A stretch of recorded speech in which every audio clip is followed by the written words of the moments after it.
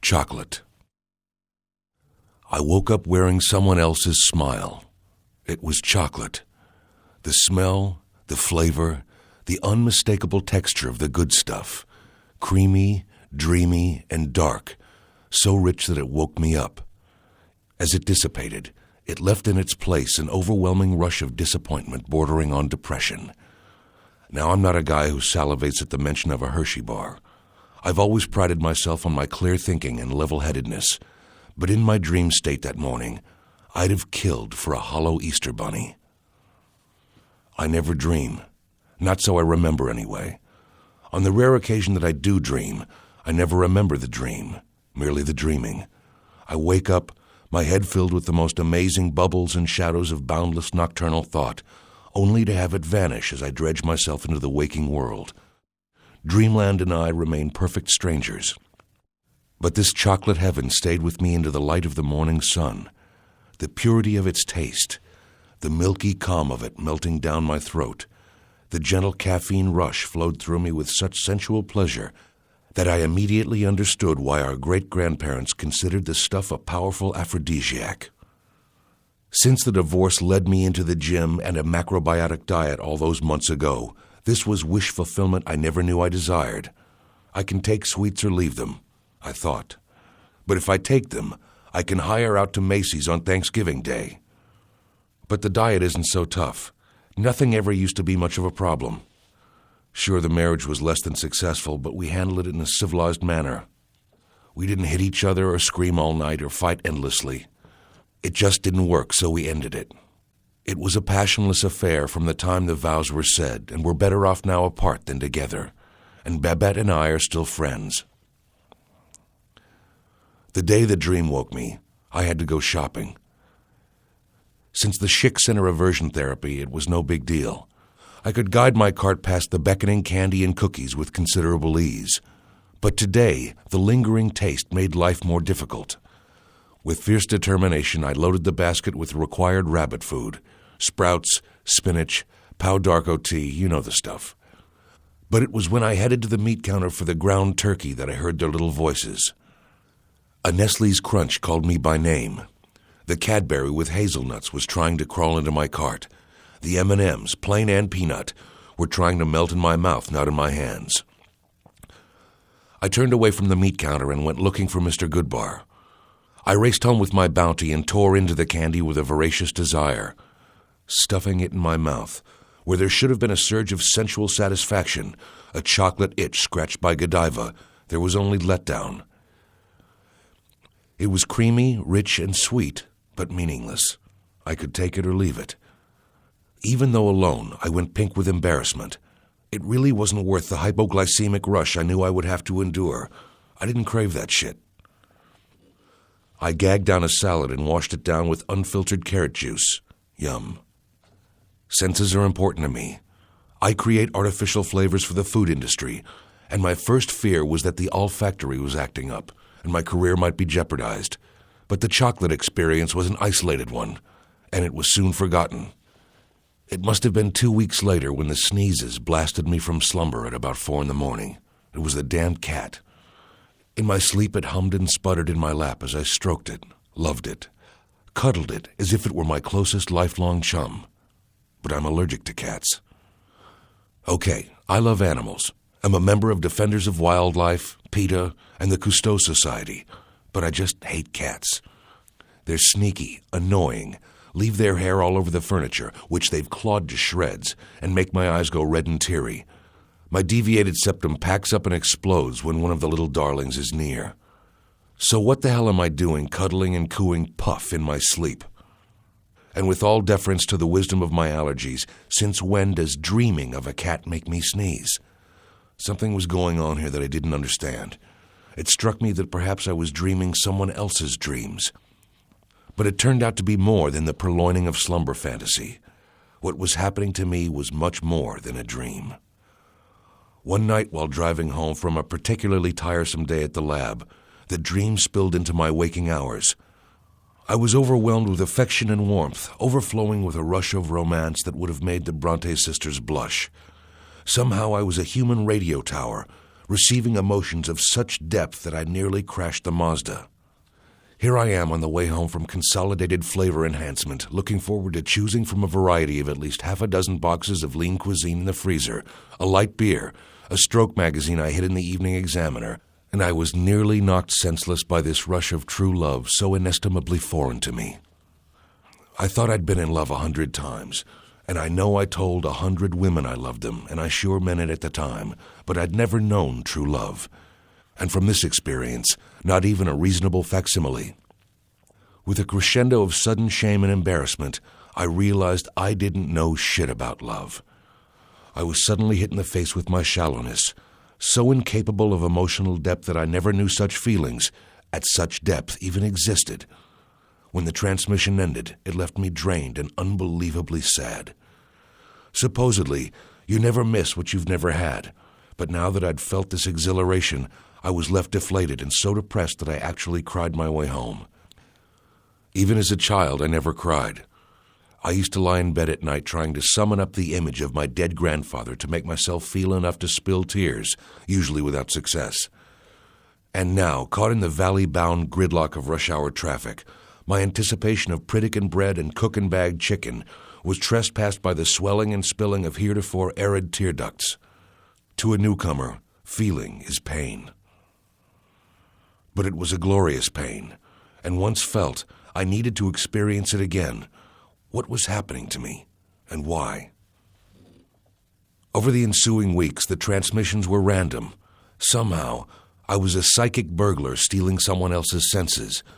Without warning, I would suddenly see through someone else's eyes, taste with their mouth, or, by far the best of all, feel what they were feeling. But nothing I could do could will the transmissions on. They struck at random and always alone. Smell without sight, touch without hearing, emotions without sight. However, now that I seemed to understand what was happening and looked forward to receiving the signals, they were denied me. I wanted to feel the emotions of a true human being, someone who felt deeply and passionately and seemed to take a proper place on the planet. I felt like a welfare tenant in Hearst Castle, and I deserved to be evicted from the planet for impersonating a human being. I wanted to be allowed to grow. But days passed, and the only emotions to roll about in my head were disappointingly my own. I kept occupied at the lab, made myself so busy that it kept me from wishing on the empathy rush. Just an ingredient or two from perfecting an imitation honeydew flavor for Jelly Bellies, it struck again. No longer confined to dream infiltration, the transpositions chose to attack in my waking hours, and usually at the most inopportune of moments. Like the first time, it began with a smell. It was almost roses. In my business, I knew immediately that it wasn't real roses, but a very good simulation. I've since identified it, tea rose perfume, and then the feeling. I covered myself with my arms, suddenly standing naked in the middle of the lab, toweling myself dry, powdering my body softly, luxuriously, sensually pampering myself. It was a woman. And as swiftly as she was there, she was gone, and the heavenly scent of almost rose on her skin gave way to the syrupy stink of near honeydew. A bad bargain, but it left me with a raging erection. Though I hadn't seen her, I knew she was beautiful, judging her from the inside out. She was filled with love and goodwill, and her abrupt departure was painful. I needed to know her better. I needed to know her at all. That was the day. From that point on, it was all I could do to live my own life. I thought about her endlessly, wondering who she was, where she lived, what could be the sonnet that was her name. What did she look like? The next phase was paranoia. Was she receiving me? Was this sensual exchange a two-way circuit, or merely a party line on which I was invited to listen in? And if she were receiving me, she could see how relentlessly superficially my life had been lived. Before finding her, my deepest thought was the perfection of imitation top sirloin, and I was sure she'd found me out. She must know about the men's magazines that littered my bedroom and bathroom, and in turn be aware of the inordinate amount of time spent with my left hand. Even before the divorce, I suddenly felt very lonely in the most literal sense of the word, knowing that she deserved better than me. And so did I. For the most part, what I received from her were the most beautiful and pure thoughts and feelings that I had ever experienced. They were so good, so generous, so giving that I could but envy her. I threw out the beaver books, dusted and vacuumed the house, and even scrubbed the toilet. I even began to make the bed every morning. You never know. Perhaps my attempts to impress her through the two-way mirror I imagined existed between us were a little overboard, but I had to be my best for her, and thereby for myself. I wrote checks to wildlife organizations. I began to compose hopelessly romantic poems. I had fresh roses around me at all times. I even went so far as to buy a cat. If she knows, it is worth the sneezing and the watery eyes. I tried not to consider the more likely possibility that she was blissfully unaware of my existence. I needed to find her, to see her, to talk to her, to make her a living, breathing soulmate who would no doubt find me her ideal companion for the rest of our lives. I knew that it had become obsession. I needed her to know it too. My most fervent hope was that she would transmit while writing the return address on an envelope, or while giving out her phone number.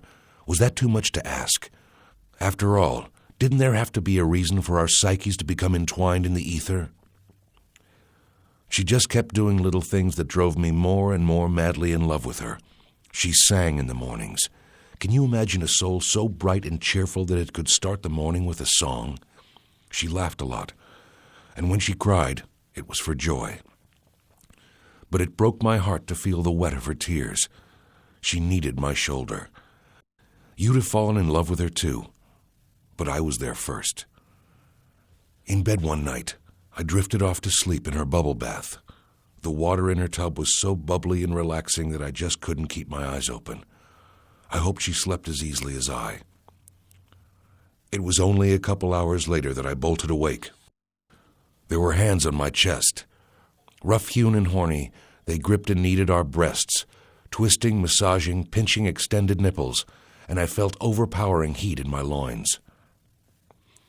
I realized in aroused horror that she was sending again, and this time. It still embarrasses me even to think about it. I felt our breasts get hard with the rough handling. I felt a hot, wet mouth circle the nipple, the tongue tickling the hearted teat into a miniature pagoda of flesh. My heart thudded with fear, confusion, and excitement that I hoped I could attribute to her. I didn't know how to react. He was playing rough, but it felt good. I could feel wet heat working its way down my body, and before I knew it, I felt penetration. My body had by now completely given way to hers, and I felt things I'd never felt before, nor wanted to. The first stroke was absolutely the most shocking experience I'd ever known, and it kept going. And then, before taking leave of me, the experience reached its apex, and I experienced my first vaginal and clitoral orgasms. And to complete the set, my rocket launched, making a mess of the newly washed sheets. After the physical devastation, I just lay in bed, sweating, feeling guilt and shame, and a curious sense of empathy that no other man can know. I was nauseous with post-coital confusion and didn't sleep the rest of the night. Sleeping never got any easier. She was constantly on my mind, the thought of her constantly gnawing at me. I needed her as much as I wanted her, and I'd never wanted anything so much in my life. Even though I only received flashes of her for a few moments total during the course of a week, I felt that I knew her better than any man has known any woman. And for some time, there was no reason to believe that it wasn't true. Who chooses their soulmate? Would that it were so simple. To meet all of the available potential partners and using mind and body, making the most intelligent decision for a life partner. No, love chooses us, not the other way around. And once hooked, there is little turning back. I was in love with a nameless woman I'd never seen, who quite probably had no idea I even existed. Had I known it was hopeless, I might have been able to stop it, or I might not. But I didn't, and I didn't want to, and neither would you. A few days later, she was sending again. I looked down and we were painting our nails. Her hands were long and tapered, and the polish was a wet blood red. The polish was applied slowly, gracefully, peacefully, and her thoughts, as ever, were loving and calm. When she finished, my view followed her hand as it grabbed the door of the bathroom medicine cabinet and pulled it open. Her image whooshing by in the cabinet mirror was so casual and inevitable that it took me a moment to realize I had actually seen her. Instantly, the transmission fled, freeing my own senses to realize what just happened. The vision settled in the lightning flash of memory permanently embedded on my cerebellum, and my fury with the brevity of the vision gave way to tides of joy. In my mind, at least, I had grasped the Holy Grail, if for only a fraction of a second. She was breathtaking. That was no surprise, having known her as I did. But she was nothing short of a goddess. Her hair, still damp from the shower, was brown and fell to her bare, milky shoulders. Her pale green eyes were huge and innocent. She was naked. Her firm, small breasts acted as proud hosts for her attentive brown eraser-like nipples. She was truly all that a human being could be, and then she was gone. It was fully 3 weeks before I heard from her again. 3 weeks of the most intense loneliness I'd ever felt. I wanted her so badly that I couldn't eat, which suited my waistline if not my heart. It was the cruelest form of impotence I could imagine. I needed her to know that she was the most important thing in my life. I kept putting in hours at work, but my heart and mind were far away. I managed to bring the Honeydew Project to a reasonable end, and the Jelly Belly people were happy, but I knew it wasn't perfect. But I didn't care. That shit didn't mean anything to me now. I wanted to share my good fortune with her. I found myself riding an emotional roller coaster, and I was never sure if it were hers, mine, or ours. My spirits would soar to the heights of ecstasy, and in moments plummet to the depths of gut-wrenching despair. In one moment I'd share a smile with everyone I'd pass, and in another be screaming at the slightest misdemeanor that encountered me. I'd gone from a man who few had ever seen angry to a veritable amusement park of emotions. The next time she visited me was embarrassing, but at least it was a visit. As a child, did you ever dream of going to the bathroom only to wake up and find that you'd wet the bed? I did it a couple times when I was little, lying in the top bunk over my older brother. Boy, was he pissed. Well, that's what happened. But it wasn't a dream, it was her. She must have gotten up in the middle of the night, and I woke up peeing in my bed. It was the weirdest eliminatory experience I've ever had. I was pissing for her, and it felt like it was coming from someplace it wasn't. And then, when she wiped, it really felt strange. When we went back to bed, we couldn't sleep. Something was bringing us pain, and I couldn't bear her hurt. She deserved only joy, and there was nothing I could do about it. And with random rancor that too often typifies those things over which we have no control, this transmission lasted longer than any previous one. But I didn't mind. It was time together, and perhaps she was reaching out to me for help. I would have died to keep her from hurting, and I hope somehow she knew that. I felt tears splash down on my naked chest, but when I looked down, my skin was dry. I ached for her, and she was gone. All I could do was worry about the woman I loved. I wanted nothing more than to block out all of her pain, to bring the boundless joy back into that beautiful, uncluttered, loving intelligence. I called in sick the next day, for even though I was no longer receiving, I was nauseous with her anguish. Later that day, it came in a brief flash of incredible anger and was gone.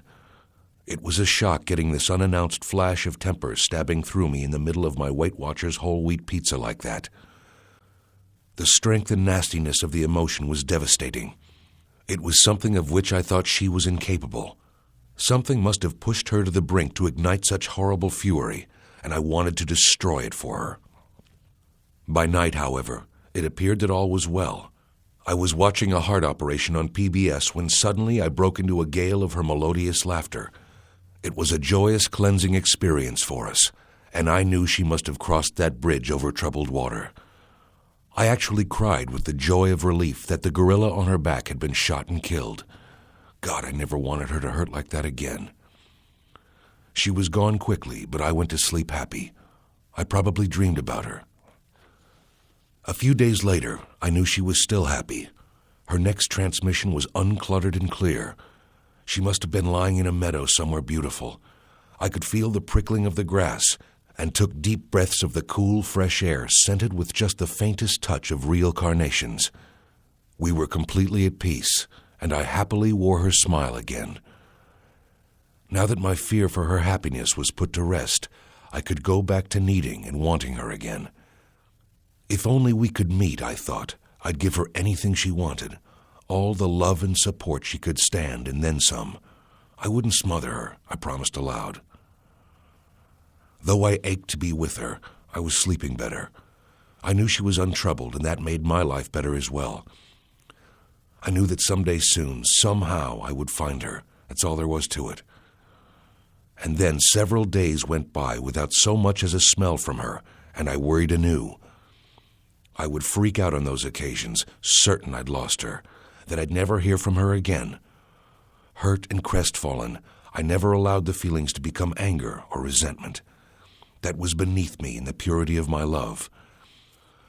I would try to convince myself that I was lucky to have had as much of her as I did, that she had made my life better and more complete just by existing. But that didn't cheer me. I missed her terribly. Then came Saturday. I was lying on the couch watching the 7th voyage of Sinbad for the first time since I was about 12. Trust me, it doesn't hold up. In fact, it lulled me into a sleep so deep, it was as if someone had flipped a switch and turned off the world. Then came the rush, and I slept so soundly that nothing made any sense. My hands gripped something tightly, and I was completely confused. I was lashing out, poking, slashing. The blanket began to lift, and I felt like filth. We were killing. I felt the long phallic blade in our hands hit flesh. It slowed in impact, then ripped through the living meat in sickening penetration. We hacked repeatedly through the squirming, helpless flesh, hitting bone with jarring abruptness, then tearing through.